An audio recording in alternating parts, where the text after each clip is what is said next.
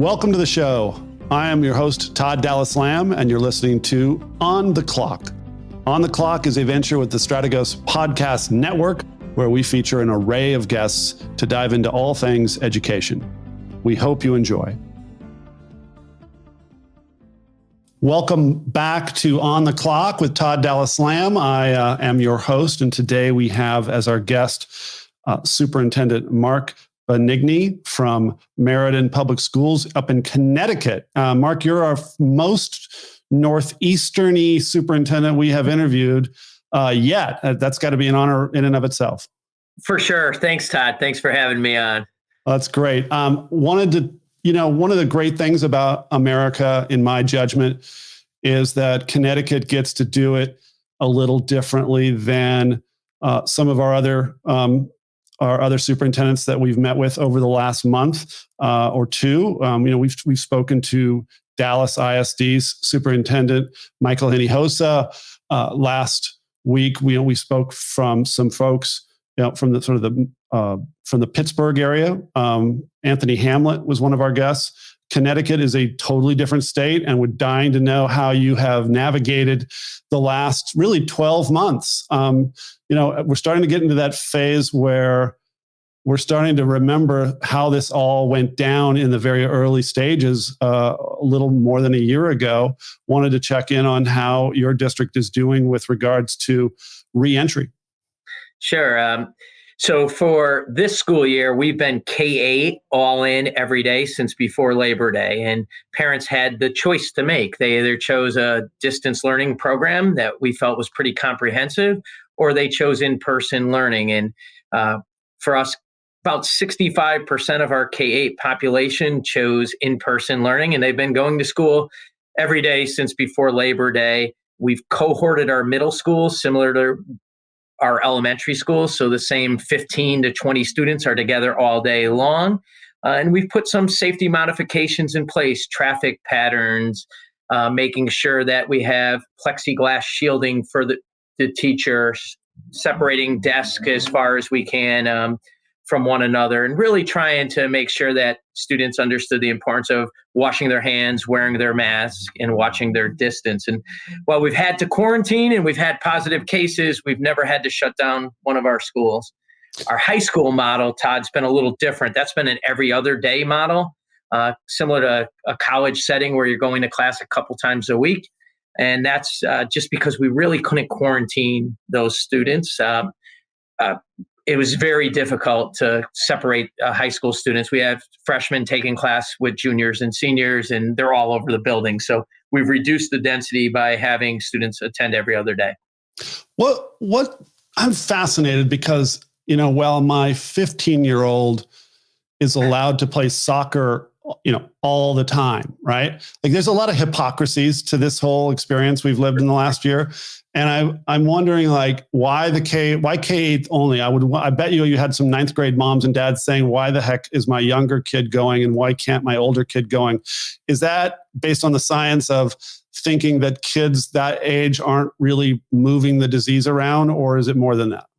So we definitely leaned heavily on our health director and our health professionals and followed their guidance. We weren't making these decisions on our own.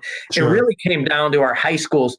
Like, how do you separate? So our middle school, my son's in 8th grade. He's with the same 17 students all day long, every day, and teachers rotate in. And we've asked teachers to teach the way they used to, stay in the front of the room, be behind a plexiglass shield, and separate. At a high schools, there's no way of doing that. So we took the density. So if 35% chose distance learning, that left us with 65%. And then we cut that in half every other day. So now you're only having about 30 to 35% of the student population in at the high school that's allowed some distancing. And we have done every sport, pushed the limits as much as we could there, and really made sure that our students had the opportunity for music and sports programs as well, which we think are critical components of the school experience. Absolutely. And you said that about 65% of those K through 8 students and their families took you up on getting back to school. What logic did you make, or what assumptions do you have with regards to who didn't come, and why were those reasons? Was it compromised family members? Some students I suspect and have suspected for quite a while like the idea of just learning from home? Maybe it's a blend of those and other things. I think you hit all the key points. I think what we tried to do is have our health director and assistant health director be the ones providing the information. We invited them to board meetings. They took open-ended questions from parents and families. I think for some families, it was their unique circumstances. They're in a smaller house or residency. They have a grandparent living with them. And for some, I think, they've been waiting for this opportunity. For them, distance learning sounded great. They love to be online, and that was probably a better avenue for their own personal learning. And for others, I think it was just the fear of the unknown. Like, what does this virus really mean? And I think we're seeing over time where it was 65% initially, now we're well over 70% because we've asked students and families to choose to come back or to choose distance learning at a natural break, so a term. Now, we accommodated them throughout, but we said, hey, here's the natural breaks. If you're going to make a change, this is when you should let us know. And the families have been great about that. And we're seeing more and more come back as time has passed. It is an interesting observation, and I'm dying for one day to see a study on. We all have these people in our life. Like, you have that uncle who just feels like that this doesn't exist and is ready to go fly to Vegas tomorrow. And then you have maybe even your aunt, his wife, who's doesn't want anybody from anywhere to come anywhere into their home. And so I can only imagine that as a school district leader, as you are, you're dealing with that times a million with regards to teachers and food service workers and bus drivers. Everybody has their own sort of level of insecurity on this thing. Yeah, and I think our job is to respect that people do have differing opinions about it and understand that their concerns are real, they're valid, and then create systems that can work for everyone. We've always said that if you're uncomfortable, the distance learning option that we're providing to you, there's going to be some synchronous learning, there's going to be some asynchronous learning. If you're a high school student, don't worry, there's going to be opportunities to take advanced placement and early college experience courses. It may not line up perfectly, but we're going to make sure that we provide you with a fairly comprehensive program, because we wanted those families to know what they were choosing for distance learning up front, and we wanted to make sure that it was a quality program there. But we've been very proud that we've been able to run in-person learning since before Labor Day, and we have yet to shut down a school. And I think it definitely is the working relationship we have, not only with the health officials, but also with our unions. We've been in this together. We created the plans together. And not everything went perfect. I mean, there's been stumbles along the way, but we've owned that together, and we've been committed to making sure that we give our families and, most importantly, our students that choice.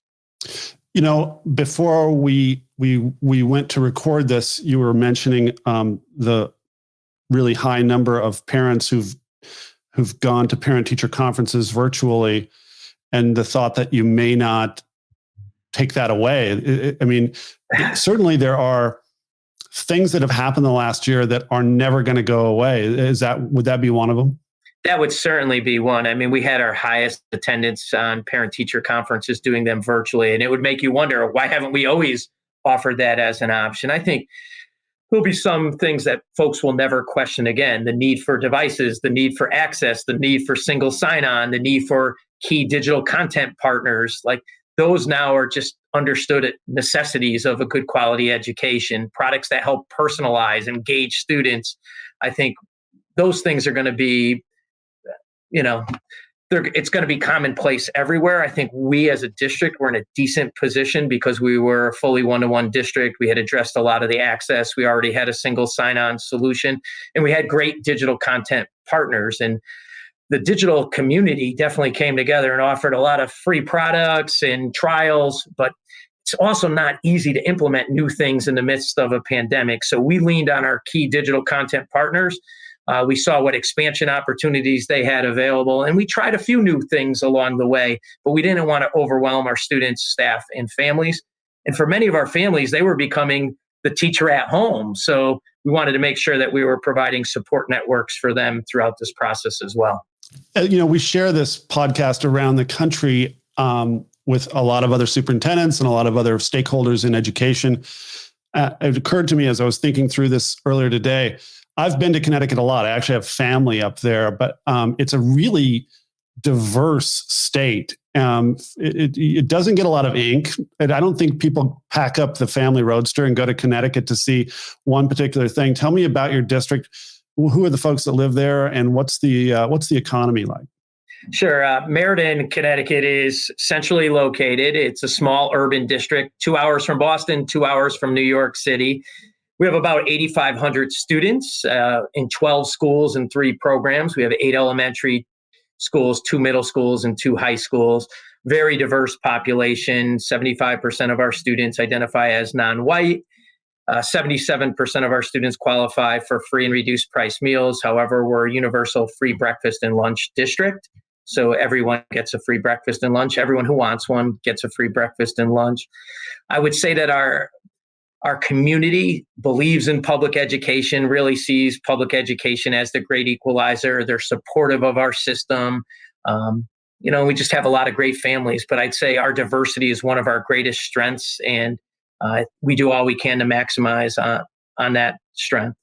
And when you guys were down and students weren't coming in, and you were probably having to get pretty creative with feeding not only students, but I'm guessing maybe even the families as well.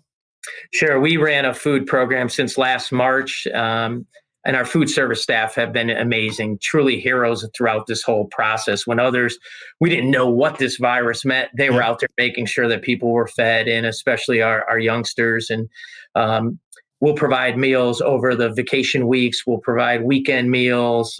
They've really done so much to support our families, and our families have been very appreciative. What devices did you already have a device? It's funny you mentioned this because I know superintendents who've been fired for pushing devices, right? Around the country. You guys were already set in that regard? We were set in that regard, and we really worried less about which device. So we piloted tablets, we piloted iPads, Chromebooks, laptops.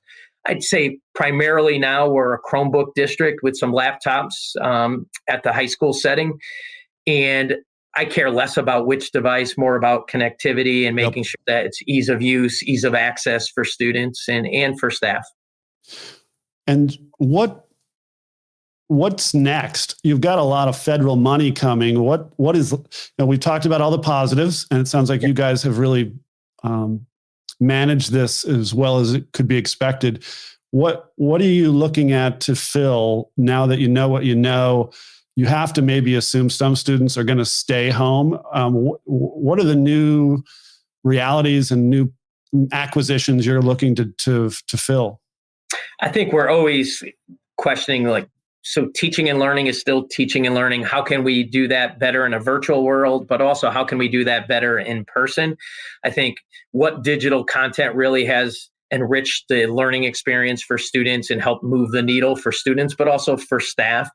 I think we're looking at, just as we've given students more voice and choice, how can we give our teachers more voice and choice in their own learning and their own professional growth? And I think this whole pandemic and this digital transformation that every district has had to undergo has opened up opportunities for our teachers really to recognize where are their gaps, where would they like to find that own professional support. And we've seen our teachers really taking the lead here. Some teachers were very comfortable with this technology and it's kind of second nature to them. But we also had to recognize that just like our students, our staff are all at different levels, and make sure that we're cognizant of that, but also supportive of their needs as well. So I have to ask you, I hope this isn't an uncomfortable question, Mark. There's a former assistant superintendent from your district who's now getting rides from Secret Service. He's a secretary of education. Is that the same Dr. Miguel Cardona that I knew from your district years ago? 100%, Todd. He might have even been at a workshop or a conference presenting with me. Dr. Cardona had been commissioner. He was assistant superintendent here in Meriden, but had previously been our teacher evaluation specialist, which was the first position he had at central office. He was a elementary principal where he did a great job. And when we were going through a bunch of reforms, one of those reforms was teacher evaluation, and Miguel led that charge for us. And then Shortly after that, became assistant superintendent. He'd spent a year and a half as commissioner of education in Connecticut. So basically a full year of dealing with the pandemic as commissioner, and then was tapped to be the next U.S. Secretary of Education. And you're going to have someone who believes in public education, but also has seen how a district can transform itself with the use of technology and really giving students greater voice and choice too. It really is. I think at its best, that position is a great bully pulpit to really talk about education. I think far too few of our superintendents, and I worked for one of them, have really used it to really think through that value of communicating the value of education. Because it's hard, it's political, and it's a job where typically you're dealing with an initiative that the president wants you to push, or funding, which is always an issue, right? So, it's my hope. I can't wait. I've not heard him speak yet, but it's really early, and I don't even know I don't even know what the status is of him being in place yet. I guess he's been approved already. Yeah, he's approved. He's in place, and he has presented as U.S. Secretary of Ed at a few conferences and workshops. They did a Safe Schools Reopening Summit where he played a part in that. But it is funny when you joke about the Secret Service. He has 6 Secret Service folks around the city of Meriden. It's amazing. When he walks into any room in that building, and it's 6 floors, right, or 7 floors, everybody stands up. It's incredible. I'm sure you're going to be asked to be on some sort of commission or panel one of these days on his behalf. I really wish him well in his next endeavors. Final things we always talk about on this program. You have to give us a place to eat in your district. What's the locals' place? And anything you're watching right now, whether it be sports. Tonight, as we're taping this, is the final of the NCAA. Connecticut is a great basketball sport, or anything you're obsessing on Netflix these days. Okay, so if you're going to come to Meriden, Connecticut, we're known for our steamed cheeseburgers. You need to visit Ted's or LeMay's to get a great steamed cheeseburger.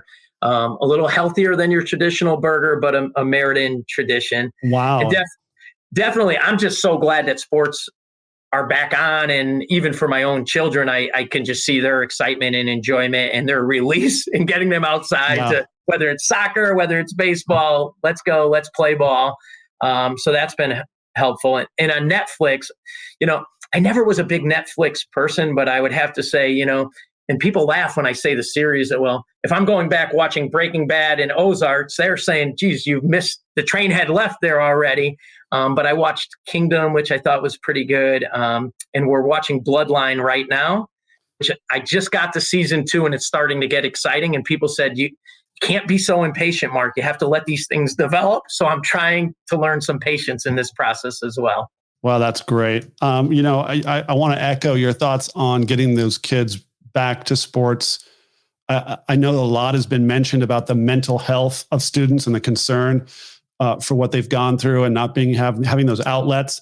I find it personally mentally healthy to watch my kid play. Yes. So the adults can use mental health, I think, as well.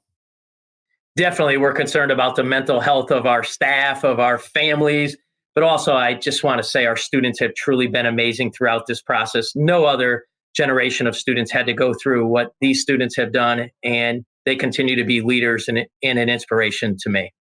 Well, I just would echo that, this is a pretty amazing country that we've adapted to this, I think, really well, in the sense that if you'd have asked me a year ago, what's the economy going to look like? How many jobs are going to be lost?